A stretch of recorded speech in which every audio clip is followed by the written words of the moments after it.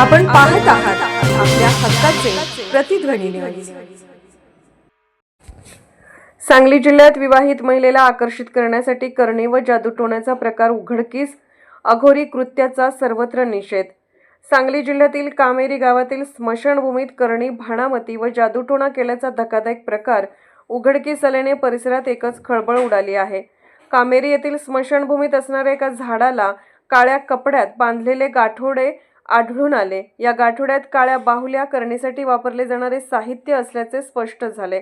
याशिवाय स्मशानभूमीत ठेवलेल्या मटक्यामध्ये प्राण्याचे काळी बाहुली, हळद कुंकू टाकून कापून ठेवलेली तब्बल 50 लिंबू, पपई, कवड्या, काळे तीळ, कापडी स्कार्फ, फुलांचा गजरा, पितळेचे तसेच लोखंडी खिळे आणि वेल असे साहित्य आढळून आले। या प्रकारावरून एखाद्या विवाहित महिलेवर करणी किंवा जादूटोणा केल्याचा संशय व्यक्त करण्यात येत आहे। स्मशानभूमीसारख्या ठिकाणी अशा पद्धतीची साहित्य ठेवण्यात आल्याने गावकऱ्यांमध्ये भीतीचे वातावरण निर्माण झाले आहे। काही नागरिकांनी सकाळच्या सुमारास स्मशानभूमीत जात असताना हा प्रकार निदर्शनास आणून दिल्यानंतर तातडीने याबाबत माहिती देण्यात आली। करणीचे साहित्य जाळले। घटनेची माहिती मिळताच अंधश्रद्धा निर्मूलन समितीच्या कार्यकर्त्यांनी घटनास्थळी धाव घेतली। त्यांनी पाहणी करून हा प्रकार अंधश्रद्धा व जादूटोण्याशी संबंधित असल्याचे स्पष्ट केले। त्यानंतर समितीच्या कार्यकर्त्यांनी करणीसाठी ठेवलेले सर्व साहित्य गोळा करून ते जाळून टाकले।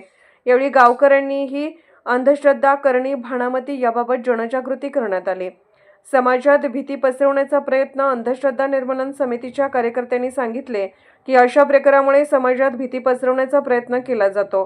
करणी, भाणामतीला कोणताही शास्त्रीय आधार नसून नागरिकांनी अशा प्रकारांना बळी पडू नये। तसेच अशी घटना निदर्शनास आल्यास तातडीने प्रशासन किंवा अंधश्रद्धा निर्मूलन समितीशी संपर्क साधावा असे आवाहन त्यांनी केले। या घटनेमुळे कामेरी गावासह संपूर्ण सांगली जिल्ह्यात चर्चेला उधाण आले असून अशा अंधश्रद्धांना आळा घालण्यासाठी कडक कारवाई आणि अधिक प्रभावी जनजागृतीची मागणी नागरिकांकडून केली जात आहे। आणखीन बातम्यांसाठी आमच्या प्रतिध्वनी चॅनलला सबस्क्राईब करा, लाईक, शेअर आणि कमेंट करायला विसरू नका।